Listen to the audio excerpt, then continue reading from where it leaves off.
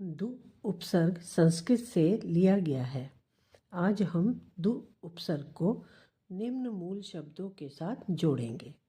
दु प्लस कर्म, दु प्लस गम, दु प्लस शासन, दु प्लस साहस।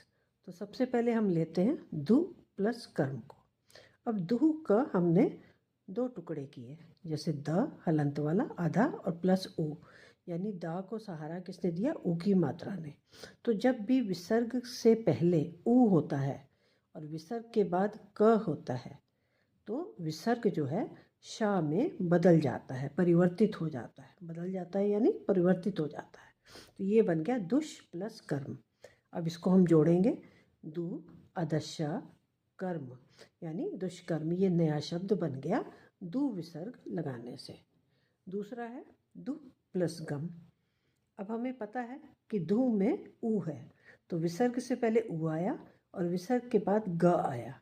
तो जब भी विसर्ग से पहले ऊ आता है और विसर्ग के बाद ग आता है तो विसर्ग जो है वो र में परिवर्तित हो जाता है, यानी र बन जाता है। अब इसको जोड़ेंगे, दुर्गम। अब ये जो दुर्गम लिखा है इसमें र हलंत है यानी आधा है, तो ये थोड़ा सा देखने में अजीब सा लग रहा है। तो हम इसको क्या करेंगे, सही ढंग से लिखेंगे। आधा रा को हम गा के सिर पे लगा देंगे, तो ये बन गया दुर्गम।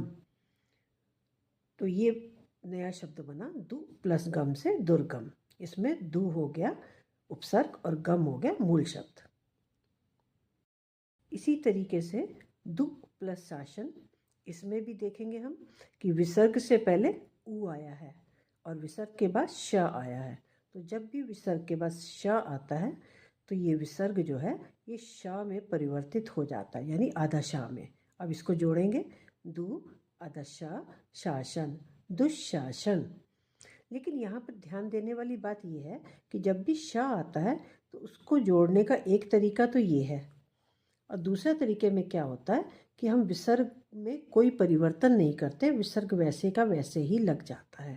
तो ये बन गया दुशासन। इसका मतलब क्या है कि जब भी विसर्ग के बाद श आएगा तो इसको हम दो तरीके से शब्द बना सकते हैं। या तो हम विसर्ग को श में बदल दें और या हम विसर्ग को वैसे का वैसे ही रहने दें। तो एक बन गया दुशासन, एक बन गया दुशासन। ये दो, ये पहला तरीका, ये दूसरा तरीका। उसी तरीके से दु प्लस साहस, इसमें दु में ऊ है तो विसर्ग से पहले ऊ आ गया और विसर्ग के बाद स आ गया।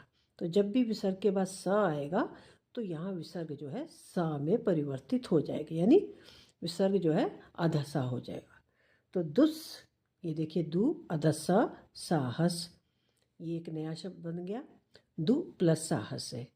अब श की तरह यहाँ भी हम इसको दूसरे तरीके से भी बना सकते हैं, दु प्लस साहस। यहाँ पर सा आने पर विसर्ग को वैसे का वैसे ही लिख देंगे, उसमें कोई परिवर्तन नहीं होगा।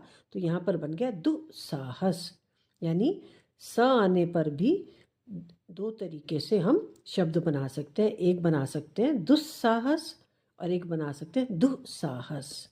आशा करती हूँ आज आपको समझ में आ गया होगा। अगली नई जानकारी के साथ हम नए वीडियो में फिर से मिलेंगे। धन्यवाद।